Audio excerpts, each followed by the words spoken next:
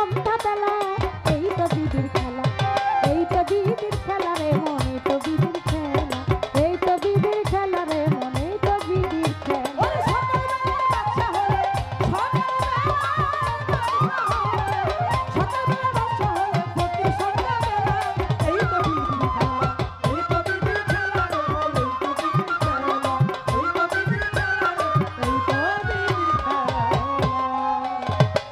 মুর্শিদি গান শুনিয়ে গান শুনে অলি ভান্ডারী ভাই অনেক টাকা করলেন পুরস্কার, সাথে সাত্তার ভাইও দিয়েছে পুরস্কার। তাদের সালাম দেওয়ার দরকার, সালাম জানাই তাদের প্রতি সবারে জানাই।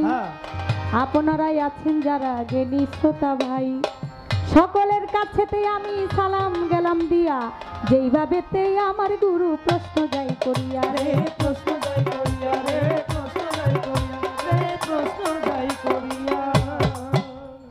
একজন শিষ্যের কি গুণ ছিল সবারে জানাই, সেই গুরু শিষ্যের নাম কি আমারে জিগায়। গুরুর নাম হয় আলাউদ্দিন আল সাবেরি, সবারে দেই কইয়া। শিষ্যের নাম হয় শামসুদ্দিন, শোনেন মন দিয়া। গুরুর নাম আলাউদ্দিন আল সাবেরি আর শিষ্যের নাম হলো শামসুদ্দিন। সেই গুরুকে তার ভক্ত শামসুদ্দিন জিজ্ঞেস করেছিল, গুরু আপনি মরবেন কবে? আর আলাউদ্দিন আল সাবেরি বলছিল, তুমি যেদিন কেরামতি দেখাইবা সেদিন আমি মরব। আলাউদ্দিন আল সাবেরি তার শিষ্য শামসুদ্দিনকে বলেছিল, তুমি যেদিন কেরামতি দেখাইবা সেদিন আমি মরব। এই কথা বলে শিষ্য চলে গেল গুরুর সামনে থেকে। হয়ে গেল 22 বছর, সবারে জানাই। এই 22 বছর যাবৎ খুঁজতেছে গুরু, বলিতেছি তাই। এই 22 বছর যাবৎ আলাউদ্দিন আল সাবেরি তার যে ভক্ত শামসুদ্দিন তাকে খুঁজতেছে। এই 22 বছর পরে গিয়া তখন সে কেরামতি দেখাইছিল। আর আলাউদ্দিন আল সাবেরি বলেছিল, আমি তোমাকে কথা দিয়েছিলাম, বলেছিলাম যে আমি মরবো কবে, তুমি যেদিন কেরামতি দিয়ে দেখাইবা সেদিন আমি মারা যাব। আজকে 22 বছর পরে, এই 22 বছর পর্যন্ত তোমারে খুঁজছি, পাই নাই। এই 22 বছর পরে তোমার সাথে দেখা পেয়েছি। আর ভক্ত বলেছিল, গুরু আমি এই 22 বছরের মধ্যে আমি অনেক কিছু জানতে পেরেছি। আমি আপনার কাছ থেকে দূরে গেল, আপনি তো আমার গুরু, আপনি সব সময় আমার হৃদয়ে আছেন, আমার কাছে আছেন। এই তো ছিল তাহার কথা, গুরু ভক্তের কথা আমি সবারই জানাই। আরো একটা প্রশ্ন করে আমার কাছে তাই রে, আমার কাছে তাই রে, আমার কাছে তাই রে, আমার কাছে তাই। আমি কি ত্যাগ করেছি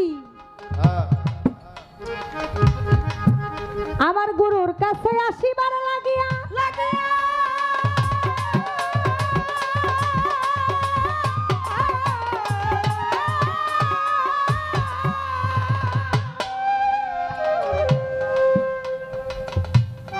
আমার বাবার 4টা জিনিস আমার মধ্যে আছে, আমার মায়ের 4টা জিনিস আমার মধ্যে আছে, আর আল্লাহর দেওয়া 10টা জিনিস আমার মধ্যে আছে।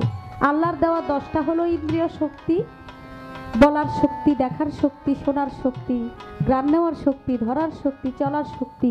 এইভাবে 10টা শক্তি, ইন্দ্রিয় শক্তি আমার মধ্যে আমার আল্লাহ পাক 10টা জিনিস দিয়ে দিয়েছেন।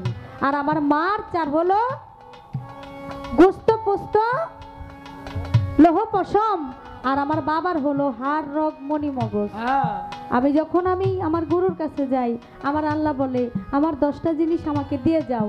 আমার আল্লাহ 10টা জিনিস নিয়ে গেলেন, আমার মার জিনিস আমার নিয়ে গেলেন, বাবার জিনিস বাবা নিয়ে গেলেন। আমার কাছে কি বলতে আছে? আমার কাছে আছে ভক্তি, বিশ্বাস, প্রেম। আর ভক্তি, বিশ্বাস, প্রেম নিয়ে আমি আমার গুরুর কাছে যাই। আর হিংসা, নিন্দা ত্যাগ করে আমি আমার গুরুর কাছে যাই। কারণ গুরুর কাছে গেলে হিংসা করা যাবে না, কাউকে নিন্দা করা যাবে না। আমি আমার গুরুর দিকে তাকাইয়া কথা বলতে পারবো না, আমি সর্বদা নিচের দিকে তাকাই, আমার গুরুর সামনে কথা বলতে হবে। গুরু যেই পাত্রে বসবে, যেখানে বসবে সেখানে আমি বসতে পারবো না। গুরুর দরবারে যাইতে হলে জুতা ছাড়া যাইতে হবে, জুতা পায়ে দিয়া গুরুর দরবারে যাওয়া যাবে না। আমি সেটা করব না। আমার গুরু যে পাত্রে বসে খায়, আমি সেখানে দাঁড়িয়ে থাকবো, আমি সেখানে বসে সে পাত্রে আমি খেতে পারবো না। গুরুকে আমি প্রশ্ন করতে পারবো না। কেন এটা প্রশ্ন করতে পারবো না? গুরু যাহা বলবে তাহাই আমার মানতে হবে, আমার শুনতে হবে। শিষ্য হলো 4 প্রকার, সবারে জানাই। গুরুর কাছেই আসছি আমি, বলবো এখন তাই। আর্থু অর্থার্থু, জিজ্ঞাসু, ভক্ত, শিষ্য, যাকে বলা হয় শিষ্য। শিষ্য শিশু সরল সোজা ফেলে দিচ্ছে পাপের বোঝা, তার আবার কিসের সাজা, হৃদয়ে মিশাই হৃদয়। শিষ্য 4 প্রকার। আমি আমার গুরুর কাছে জানতে চাইতেছি। কিছু কিছু শিষ্য আছে খালি গুরুর কাছে জানতে চায়। শিষ্য থেকে যখন ভক্ত হয়ে যায় তখন তার জানাজানির দরকার হয় না। সে তখন গুরুর কাছে চেয়ে থাকে, গুরুর দিকে চেয়ে থাকে। গুরু দয়া করে যা বলবে সেটাই সে মাথা পেতে নেয়। কিন্তু শিষ্যের অনেক কিছু জানার এবং বুঝার আছে। এর জন্য আমি আমার গুরুর কাছে জানতে চাই। অর্থাৎ সে শুধু গুরুর কাছে গিয়া অর্থ চাই। কি চাই? আমার একটা টিনের ঘর আছে, আমি যেন দয়াল আপনি আমার দোয়া করে দেন, আমি যেন একটা বিল্ডিং করতে পারি। আমার একতলা বাড়ি আছে, আমি যেন দোতলা করতে পারি। আমার ছেলেটা বিদেশ যাবে বাপ, কিন্তু যাইতে পারতেছে না, আপনি এটা দোয়া করে দেন আমার ছেলেটা যেন যাইতে পারে। এই যে খালি জিজ্ঞাসা করে, অর্থ চাই, সম্পদ চাই গুরুর কাছে গিয়া। আমি আমার ব্যাংকে 1 কোটি টাকা আছে, আমার 10 কোটি টাকার মালিক যেন আমি হইতে পারি, গুরুর কাছে খালি চাই। এইভাবে চাই। যার পোলাপান হয় না, আমার একটা পোলাপান যেন হয়, আপনি একটু দোয়া করে দেন। এরকম খালি গুরুর কাছে চাই, অর্থ সম্পদ চাই, খালি জিজ্ঞাসা করে, অর্থ চাই, সম্পদ চাই, এগুলো চাই। এর জন্য বলেছে শিষ্য 4 প্রকার, আর্থু অর্থার্থু, জিজ্ঞাসু আর হলো শিষ্য। এই তো হলো 4 প্রকার। আমি সংক্ষেপে 3 প্রশ্নের জবাব গেলাম দিয়া। একটা গান শুনলাম আমি বসিয়া বসিয়া রে, বসিয়া বসিয়া রে, বসিয়া বসিয়া। যাহার বদন দেখাই মাত্র তোমার মনে জাগে আনন্দ, তাকে বুকে জড়িয়ে ধরে ভেবো এই তো স্বয়ং গোবিন্দ, দিয়ে তার প্রতি অঙ্গে প্রতি অঙ্গ করিও গোবিন্দের সঙ্গ, উথুলিবে প্রেম তরঙ্গ, তাপিতঙ্গ শীতল হবে। জানো না রে ও ভ্রান্ত মন, কিসে গুরুর ভজন হবে? এই গানের একটা অন্তরার মধ্যে আছে, তোমার মুখে যাহা মিঠা লাগে, সপে দাও প্রাণ গুরুর ভোগে, পরাণ কান্দে যাহার লাগে, তার প্রতিমায় থাকো ডুবে। এটা হলো রাধা বল্লভের গান। রাধা বল্লভ তিনি তার গানের ভাষায় এইভাবে লিখেছেন। আমাদের টাঙ্গাইল একজন শিল্পী ছিলেন, নাম ছিল তার সুশীল সরকার। তিনি ভালো গান লিখতেন। পরম বন্ধুর বাসর ঘরে চলে গেছেন, তার জন্য দোয়া করি আল্লাহ যেন তাকে জান্নাত নসিব করেন। আমি তার একটি গানের মধ্যে শুনেছি, হালাল বস্তু হারাম হবে, খাইলে গুরুর আগে ভাব জেনে লও আগে, গুরুর ভাব জেনে লও আগে। হালাল বস্তু তার জন্য হারাম হয়ে যাবে কেউ যদি গুরুর আগে খায়। আর রাধা বল্লভ বলেছে, তোমার মুখে যাহা মিঠা লাগে, সবে দাও প্রাণ গুরুর ভোগে, মানে তুমি খাইয়া তারপরে গুরুরে দাও।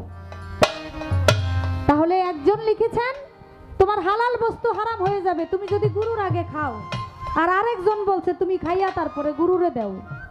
এখন আমি এটা একটু দ্বিধাদ্বন্দ্বের মধ্যে পড়ে গেছি। দয়াল বাজান, আপনি একটু বলে দিবেন, আমি কি খাইয়া দিলে আপনি খুশি, না না খাইয়া দিলে আপনি খুশি? কারণ একজন লাগছে গুরুর আগে খাইলে এই জিনিসটা হারাম হয়ে যাবে আমার জন্য, আমি যদি গুরুর আগে খাই। আরেকজনে কইছে আমি খাইয়া টেস্ট করে পরে গুরুরে দিতাম।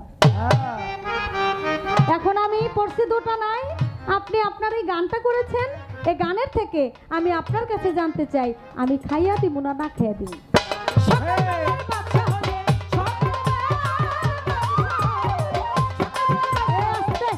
এটা তো গানের দুনিয়ার থেকে পয়েন্ট ধরছি, আমি প্রশ্ন তো করি নাই এখনো। আমি আমার দয়ালের কাছে জানতে চাই, গুরু পৃথিবীতে আসে নাই, গুরু পৃথিবীতে আসার ৬০,০০০ বছর আগে ভক্ত গুরু নামে জীবনী লিখছিল। গুরু পৃথিবীতে আসার ৬০,০০০ বছর আগে ভক্ত গুরুর নামে জীবনী লেখছে। আমি জানতে চাই, ভক্ত গুরুর নামে যে জীবনীটা লিখছিল, গুরু পৃথিবীতে আসে নাই, গুরুর জন্ম হয় নাই, কিন্তু ভক্ত তার নামে জীবনী লেখা বৈশা রয়েছে। সে গুরুকে আর সে ভক্তকে কি জীবনী লেখছে, জীবনীর নাম কি?